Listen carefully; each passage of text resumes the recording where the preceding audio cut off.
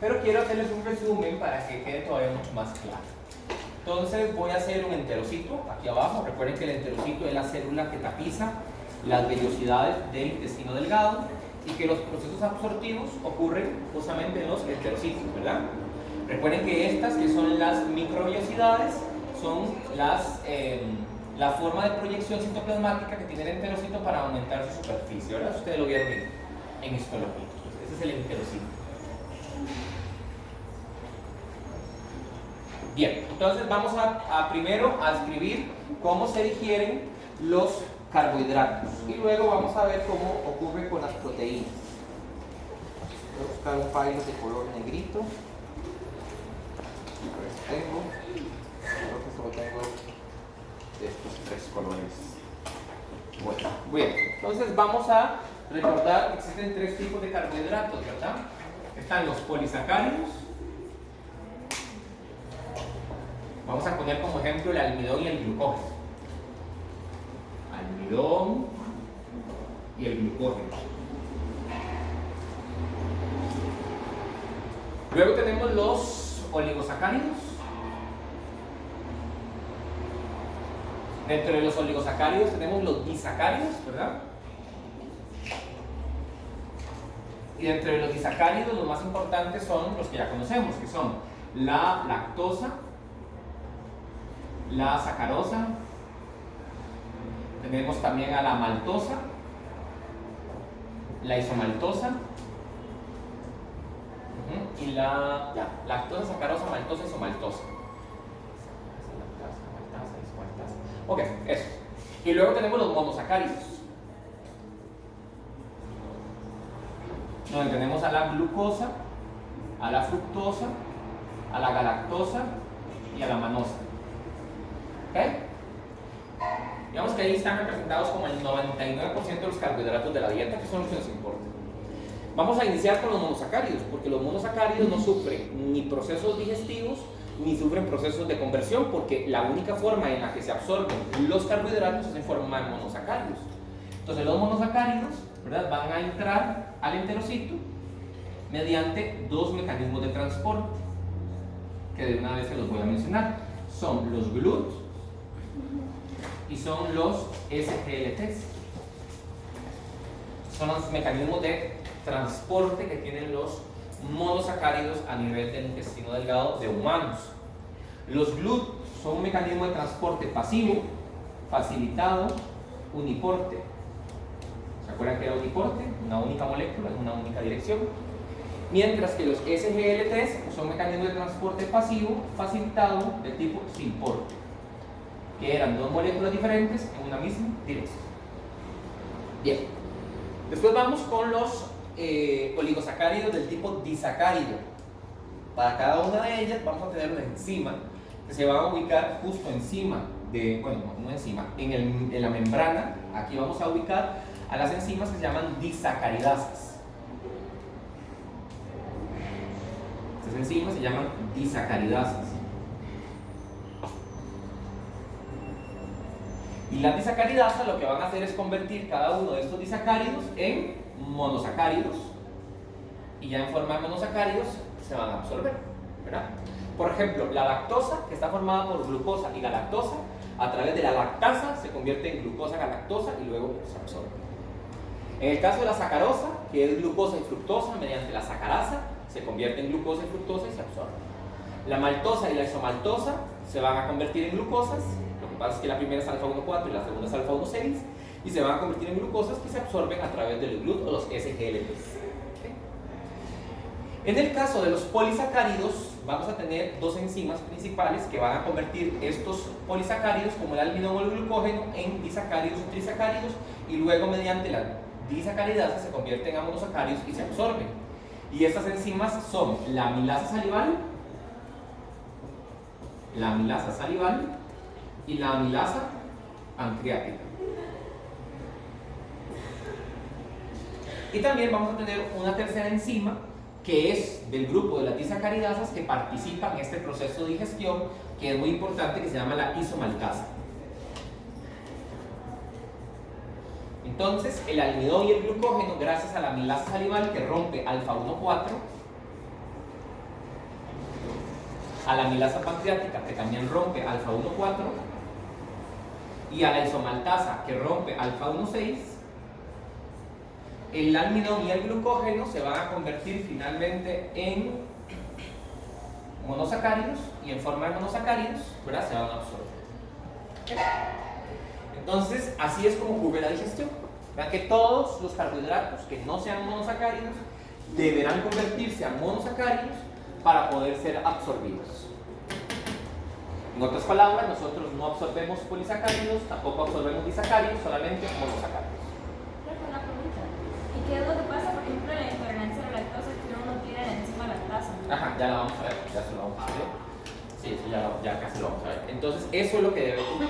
Entonces, ustedes tienen que siempre recordar que los carbohidratos, todos tienen que convertirse a monosacáridos, todos. Y que en forma de monosacáridos es que se absorben. Y que se absorben mediante GLUT o mediante SGLTs que están en la membrana del interesante, en la membrana luminal, ¿verdad? Porque recuerden que esta membrana es la membrana luminal, también llamada membrana absortiva, ¿verdad? Porque es donde ocurre la absorción. Y esta membrana de acá es la membrana vasolateral. Y aquí vendría la sangre ya, ¿verdad? Los vasos sanguíneos. Bien, entonces necesito que nada más tengan eso como un diagrama mental. Ya vamos a ir metiéndonos poco a poco en el proceso. Okay. Pueden haber alteraciones, claro, por ejemplo, deficiencias de las disacaridasas, por ejemplo, la intolerancia a la lactosa, que es por deficiencia de lactasa. También pueden haber problemas, por ejemplo, a nivel de la glándula salival o del páncreas, ¿verdad? Pero no son tan comunes. El más común es la intolerancia a la lactosa. Ya vamos a ver qué es. Bien. Bueno, entonces, cuando nosotros hablamos de digestión, en realidad nos estamos refiriendo a una fase del proceso de la asimilación de nutrientes. La asimilación de nutrientes tiene 4 fases. Y una de esas fases es la digestión. Pero también está la absorción, la digestión y la incorporación. Ya la vamos a ver. Bueno, esto es muy importante, compañeros, porque el problema gastrointestinal es la segunda causa de consulta en los Estados Unidos y la segunda causa de hospitalización. Más o menos 20 millones de personas consultan cada año por problemas digestivos en Estados Unidos. Y es que recuerden ustedes que nosotros obtenemos la energía de los alimentos. Entonces es muy importante la dieta. Y ya sabemos los efectos que tiene una dieta alta en calorías o baja en calorías. Bueno, aquí tenemos el resumen de lo que ocurre con los carbohidratos, lo que ocurre con los triglicéridos, que no lo vamos a ver hoy, y con las proteínas, ¿verdad? Ya con los carbohidratos les expliqué el tema de los monosacáridos y luego volveremos al tema de las proteínas cuando corresponda. Como les acabo de decir, existen 4 fases del proceso de incorporación de los alimentos. Tenemos la ingestión, que es propiamente la incorporación del alimento. Pensemos en la vía oral, pero también existen otras formas de ingestar alimentos. Por ejemplo, la vía por sonda nasogástrica, el PEC, la vía intravenosa. Entonces hay otras formas de alimentación. Nosotros nos vamos a centrar en la vía oral, en la vía enteral. Luego tenemos la digestión.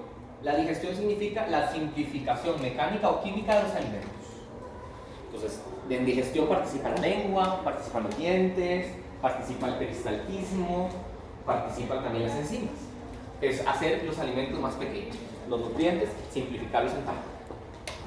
Luego viene la absorción, que es lo que expliqué aquí, que es cómo es que esos nutrientes entran en nuestras células absortivas.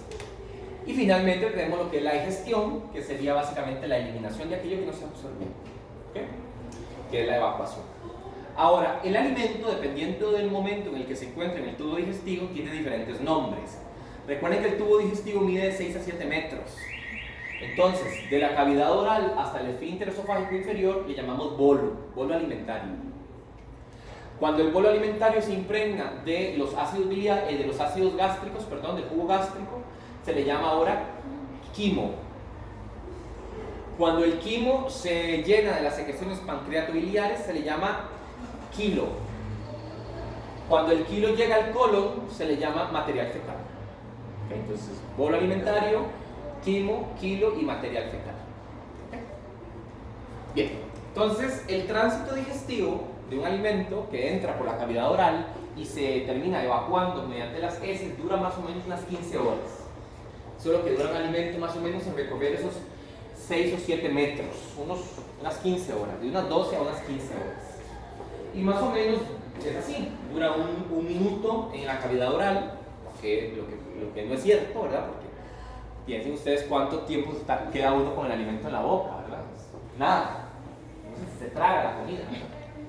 Bueno, eso se ha estudiado, ¿verdad? A mayor masticación, mayor saciedad, a menor masticación, mayor apetito, y eso se asocia con obesidad. Luego pasa por el esófago unos segundos, luego llega al estómago y dura de 2 a 4 horas, luego en el intestino delgado dura de 1 a 4 horas, eso depende del alimento, ¿verdad? Y luego finalmente en colon unas 10 horas. Lo que suma en total unas 15 horas más o menos. Ahora depende, ¿verdad? Depende del momento en que usted come, depende del tipo de alimento, depende de si usted come varias veces al día o pocas veces al día, depende de si hay peristaltismo o no, o alteración del peristaltismo, depende de si hay alguna condición médica o algún fármaco que atrase o acelere el proceso, depende de si hay alguna alteración anatómica, funcional, ¿verdad? Que hace que esto se alargue o se atrase, y también depende del ritmo circadiano. Entonces, como les dije, no solamente participan las enzimas, también participan los dientes, participan los músculos masticadores, participa también el movimiento peristáltico del intestino, participa también el páncreas endocrino, participa la bilis, participa la secreción de las glándulas salivales, de manera que la digestión es un proceso integrado, ¿verdad?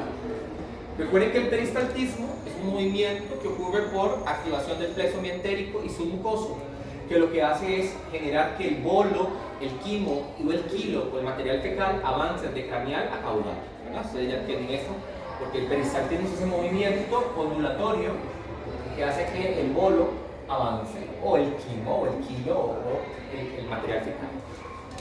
Entonces, como les acabo de decir, la digestión en realidad necesita integración cerebral, integración de la función absortiva tanto intestinal como del colon, la estructura de las vellosidades, las glándulas como el páncreas, las glándulas como las salivales y obviamente los dientes y los músculos masticadores. Recuerden que cada uno de los segmentos del tracto digestivo tiene una función diferente. El esófago tiene una mucosa que es de tránsito, el estómago tiene una mucosa secretora, el intestino delgado tiene una mucosa absortiva y el intestino grueso tiene más bien una función de absorción de cationes y de agua, ¿verdad? Principalmente. Nosotros nos vamos a centrar en el intestino delgado. La mayoría de las absorciones que hoy vamos a estudiar ocurren en el yeyuno y en el ilio. Son muy pocas las funciones absortivas que ocurren en el duodeno. Y es porque recuerden que el duodeno, al ser la primera parte del intestino, es más ácido. Porque el intestino delgado, al iniciar por el duodeno, recibe todavía las secreciones gástricas muy ácidas. En cambio, ya en yeyuno y en ilium, principalmente en ilium, ya el pH se ha regulado justamente por el efecto buffer de las secreciones biliares y pancreáticas que tienen un pH alcalino, y eso hace que la absorción de nutrientes ocurra de una forma mucho mayor en yeyuno y digo de nuevo en ilium principalmente. Bien, ustedes saben que la mucosa del intestino delgado está formada de afuera hacia adentro por una serosa, que es el peritoneo, una muscular longitudinal, una muscular circular, una submucosa, donde están los vasos sanguíneos y las terminaciones nerviosas de los plexos, y finalmente una mucosa. La mucosa está formada por vellosidades. Cada una de esas vellosidades posee un plexo, tanto venoso, arterial y nervioso, y cada una de las vellosidades a su vez está tapizada por los enterocitos, que a su vez tienen unas pequeñas proyecciones que se llaman microvellosidades, ¿verdad? Y que esto ocurre para aumentar la superficie absortiva, ¿verdad? Eso ustedes lo saben de histología. Bueno, como les acabo de mencionar, vamos a iniciar como los carbohidratos más grandes, que son los polisacáridos. Pero vamos a utilizar de ejemplo al almidón y al glucógeno. Almidón y glucógeno.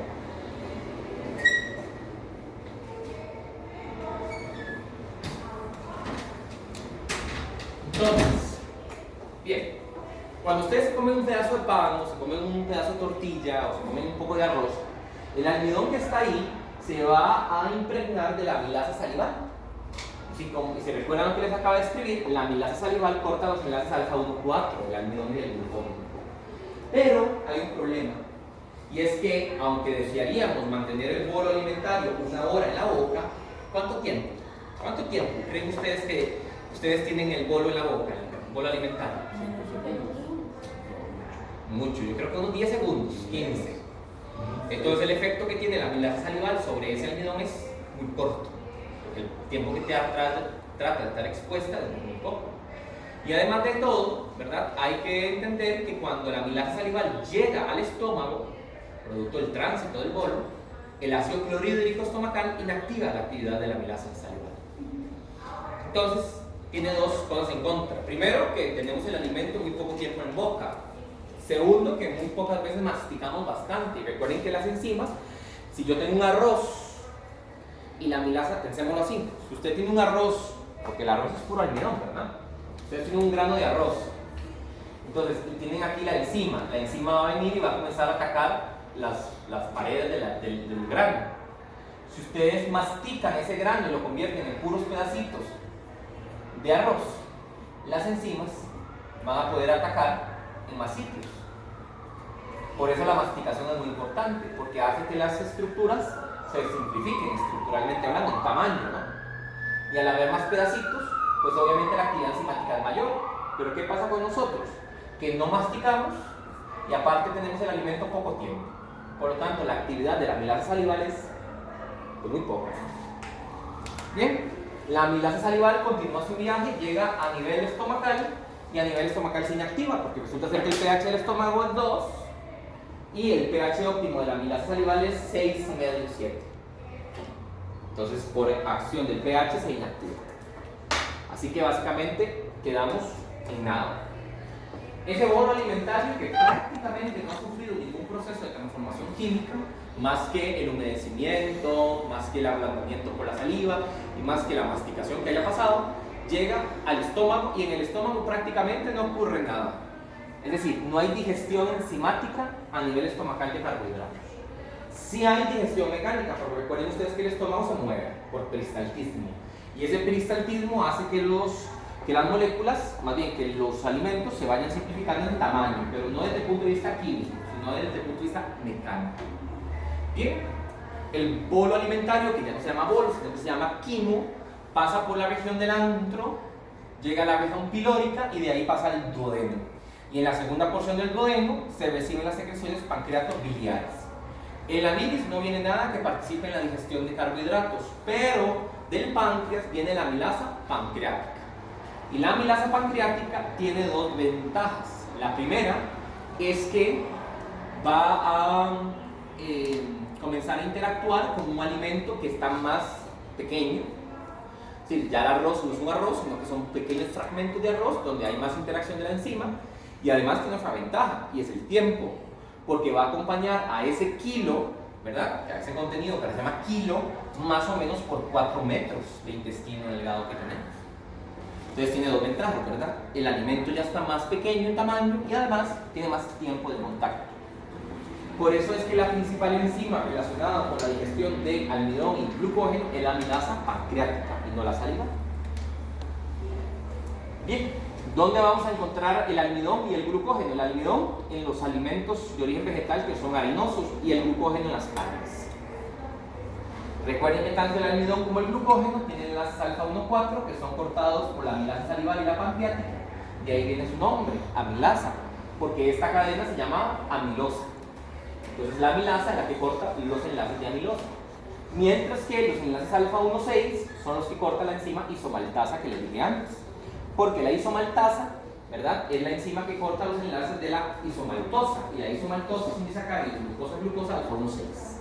Y como ahí el enlace que queda es alfa 1,6, por eso la enzima se llama isomaltosa, porque es la que corta ahí. ¿Okay? Bien, entonces la amilasa salival, lo poco que hizo, y la amilasa pancreática se van a jugar cortando los alfa 1,4.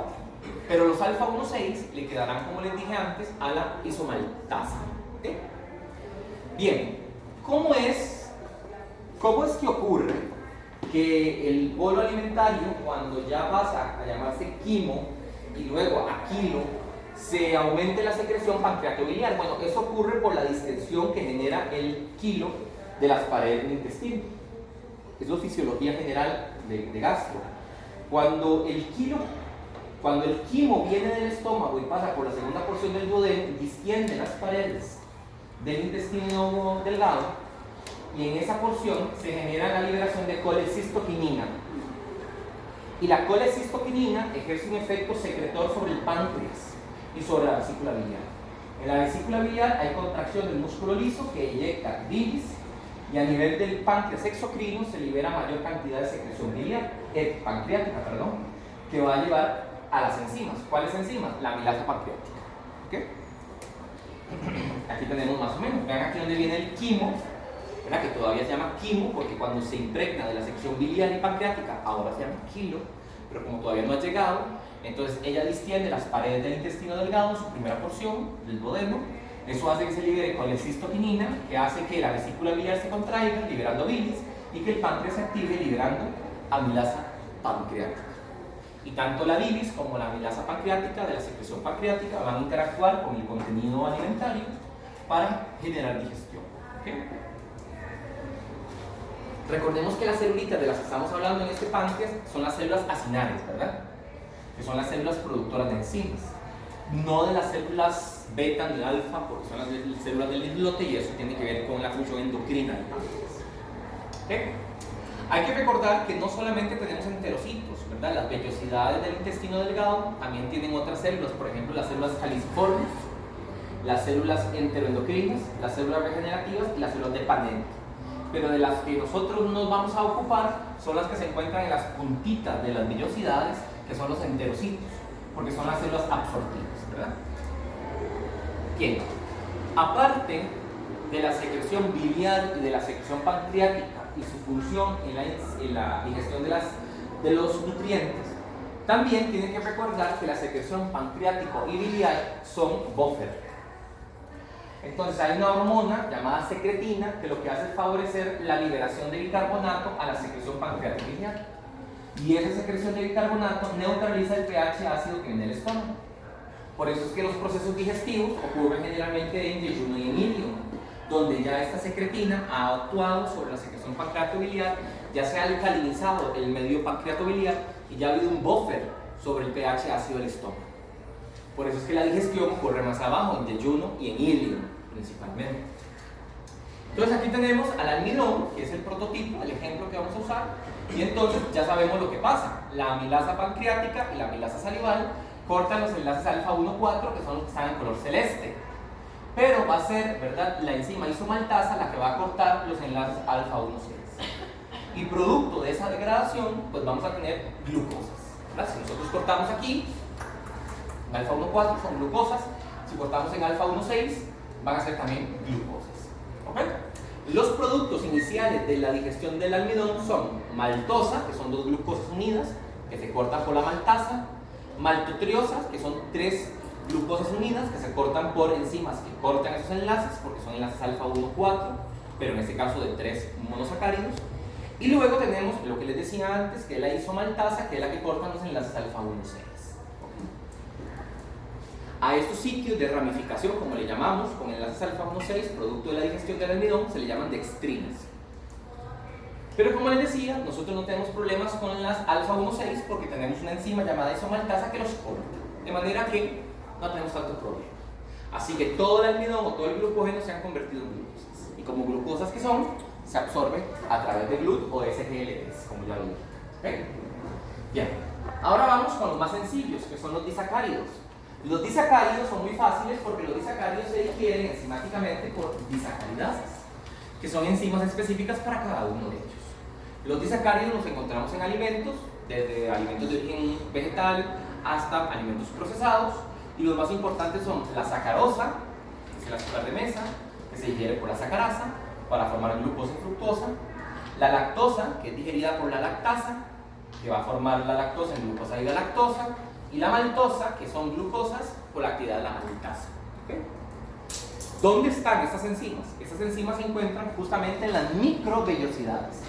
Son proteínas, recuerden que las enzimas son proteínas, que se van a encontrar en las microvellosidades. Por eso cuando uno tiene una diarrea, cuando uno tiene un problema digestivo, cuando uno tiene una úlcera y estas microvellosidades se pierden, pues también se pierde en parte la capacidad de digestión. ¿Está? Las disacaridasas nosotros las vamos a encontrar principalmente en el híleo, ¿ok? Principalmente en el híleo también.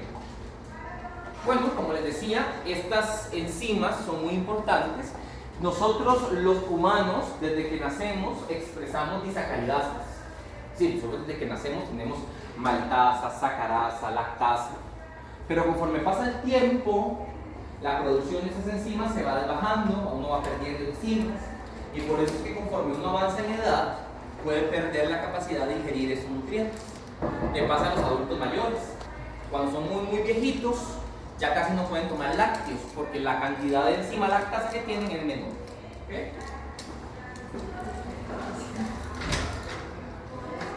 ¿Sí? ¿Okay?